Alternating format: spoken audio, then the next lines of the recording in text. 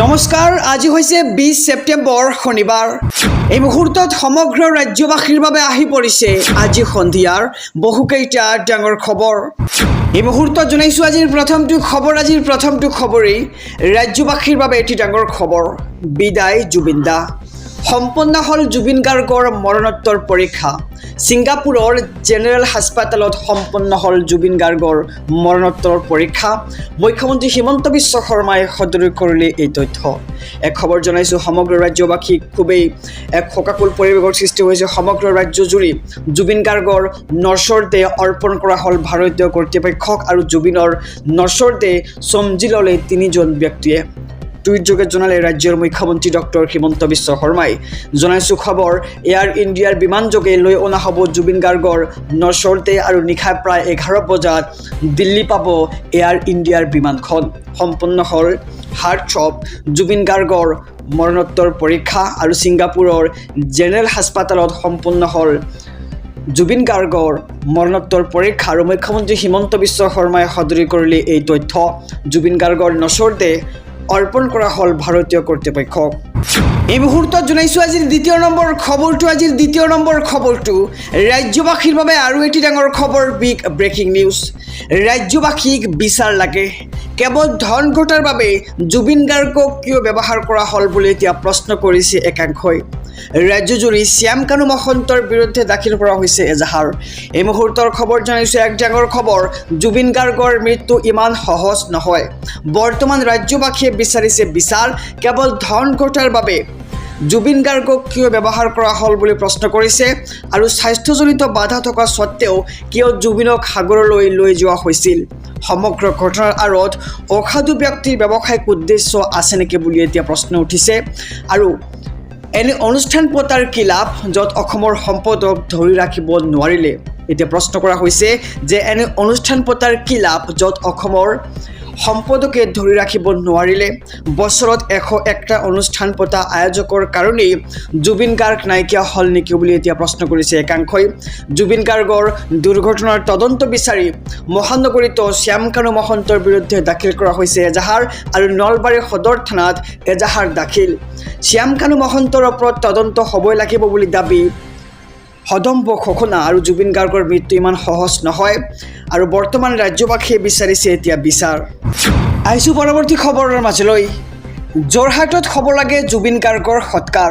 যোৰহাটৰ সাংস্কৃতিক মহলে তুলিছে দাবী। সমগ্ৰ অসমে কি বিচাৰে? এই মুহূৰ্তৰ খবৰ জনাইছোঁ সমগ্ৰ ৰাজ্যবাসীক। যোৰহাটত হ'ব লাগে জুবিন গাৰ্গৰ সৎকাৰ। যোৰহাটৰ সাংস্কৃতিক মহলে তুলিছে এই দাবী। সমগ্ৰ অসমে কি বিচাৰিছে সেয়া প্ৰশ্ন কৰিছে আৰু যোৰহাটৰ অনুৰাগীয়ে চৰকাৰলৈ আবেদন জনালে। যোৰহাটৰ জুবিনৰ সৎকাৰ যোৰহাটতে হওক বুলি দাবী কৰিছে যোৰহাটবাসীয়ে। আৰু আজি অসম পাবহি হাৰ্টথ্ৰব জুবিন গাৰ্গৰ নিথৰ সেই দেহ। আৰু আপুনিও হাৰ্টথ্ৰব জুবিন গাৰ্গৰ অন্তিম সংস্কাৰ ক'ত হোৱাটো বিচাৰে জনাওক আমাৰ কমেণ্ট বক্সত। ৰাজ্যবাসীয়ে কমেণ্ট বক্সত দিয়ক নিজৰ মতামত। আৰু যোৰহাটত হ'ব লাগে জুবিন গাৰ্গৰ সৎকাৰ। যোৰহাটৰ সাংস্কৃতিক মহলে তুলিছে এই দাবী। সমগ্ৰ অসমে কি বিচাৰিছে সেয়া প্ৰশ্ন এতিয়া উত্থাপিত হৈছে। যোৰহাটৰ অনুৰাগীয়ে চৰকাৰলৈ জনালে আবেদন আৰু যোৰহাটৰ জুবিনৰ সৎকাৰ যোৰহাটতে হওক বুলি দাবী জনাইছে যোৰহাটবাসীয়ে। আৰু ইয়াৰ সমান্তৰালকৈ আৰু এটি খবৰ দিবলৈ লৈছোঁ। জুবিন গাৰ্গৰ সমাধিৰ বাবে অসম কৃষি বিশ্ববিদ্যালয়ে দিলে 4.5 বিঘা ভূমি। জুবিন গাৰ্গৰ সমাধি ক্ষেত্ৰৰ বাবে 4.5 বিঘা ভূমি প্ৰদান কৰা হৈছে ইতিমধ্যে। অসম কৃষি বিশ্ববিদ্যালয়ে আগবঢ়ালে 4.5 বিঘা ভূমি। জুবিন গাৰ্গৰ নশ্বৰ দেহ যোৰহাটত সমাধিস্থিত কৰাটো কামনা কৰিছে যোৰহাটবাসীয়ে আৰু অসম কৃষি বিশ্ববিদ্যালয়ে দিব প্ৰয়োজনীয় ভূমি। আনুষ্ঠানিকভাৱে ঘোষণা উপাচাৰ্য বিদ্যুৎ চন্দন ডেকাৰ আৰু সংবাদ মাধ্যমৰ আগত সদৰি কৰিলে বিশ্ববিদ্যালয়ৰ পঞ্জীয়ক তপন গোহাঁয়ে। আৰু জুবিন গাৰ্গৰ সমাধি ক্ষেত্ৰৰ বাবে 4.5 বিঘা ভূমি এতিয়া প্ৰদান কৰা হৈছে।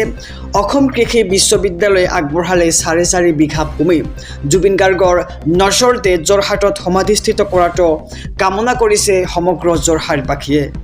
আহিছোঁ আন এক খবৰৰ মাজলৈ। জুবিন গাৰ্গৰ অন্তিম যাত্ৰা।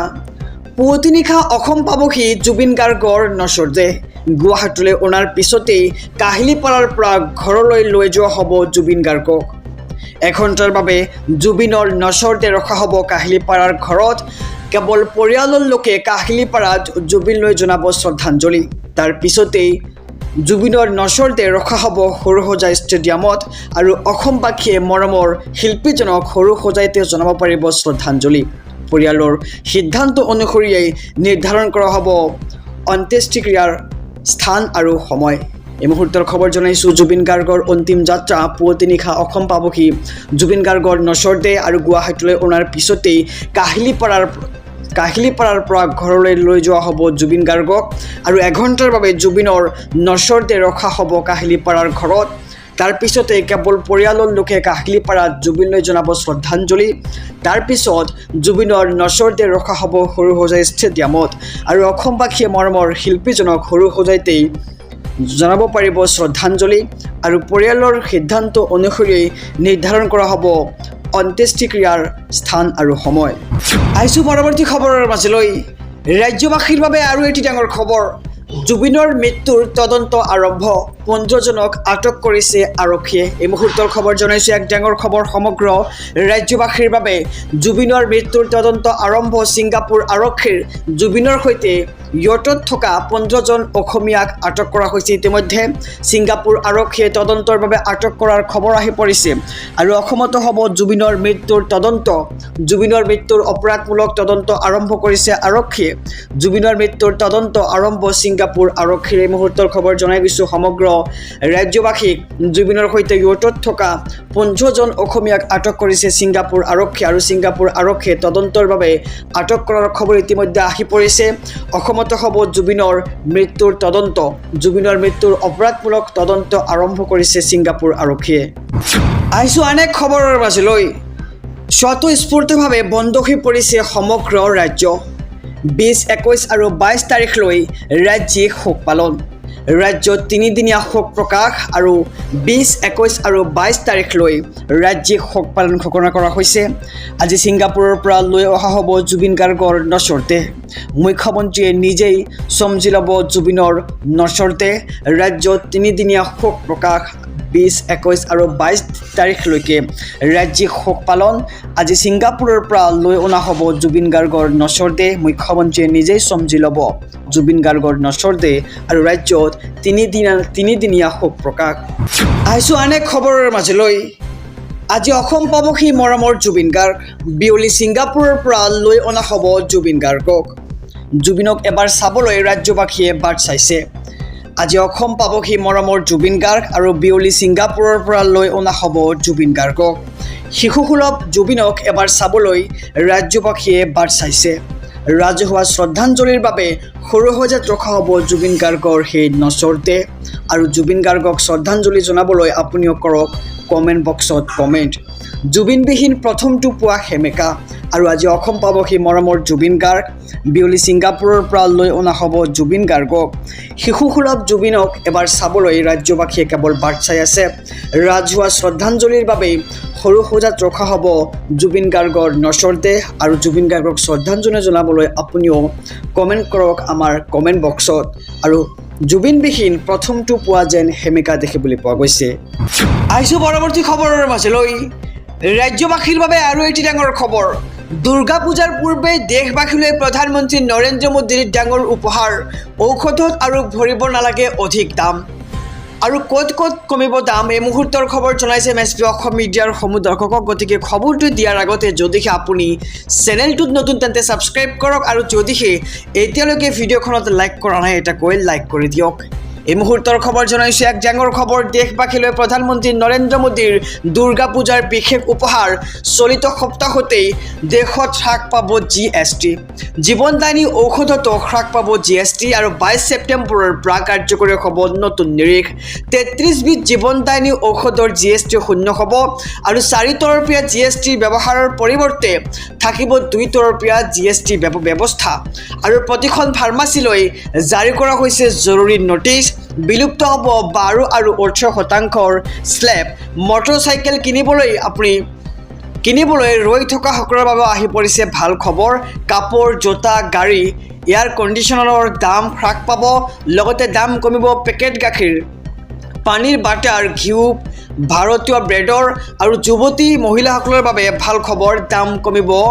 প্ৰসাধন সামগ্ৰীসমূহৰো আৰু চুলিত ঘঁহা তেল, শ্বেম্পু ইত্যাদিৰ দাম কমিব আৰু টুথপেষ্ট, শ্বেভিং ক্ৰীম, টুথব্ৰাছ, নমকিন, ভুজিয়া, মিক্সাৰ, পেন্সিল, শ্বাৰ্পনাৰ, ক্ৰায়নছ, নোটবুক আৰু ট্ৰেক্টৰৰ টায়াৰ, পাৰ্টছ, ট্ৰেক্টৰ, জৈৱ কীটনাশকৰ দাম কমিব আৰু ব্যক্তিগত স্বাস্থ্য আৰু জীৱন বীমাতো শূন্য হ'ব GST আৰু মোবাইল, টিভি, ৱাশ্বিং মেচিন, AC, গাড়ীৰ দাম কমিব আৰু অট'মোবাইল পাৰ্টছ, চিমেণ্ট, মনিটৰ, প্ৰজেক্টৰৰ দামো কমিব। ইয়াৰ বিপৰীতে গুটখা, চিগাৰেট, পান মছলা, বিলাসী বাহনৰ বাঢ়িব দাম আৰু ফলৰ ৰস, ব্যক্তিগত হেলিকপ্টাৰৰ GST 40% বৃদ্ধি কৰা হ'ব। আৰু দেশবাসীলৈ প্ৰধানমন্ত্ৰী নৰেন্দ্ৰ মোদীৰ দুৰ্গা পূজাৰ উপহাৰ আমি জনাইছোঁ খবৰ যে চলিত সপ্তাহতেই দেশত হ্ৰাস পাব GST, জীৱনদায়িনী ঔষধতো হ্ৰাস পাব GST।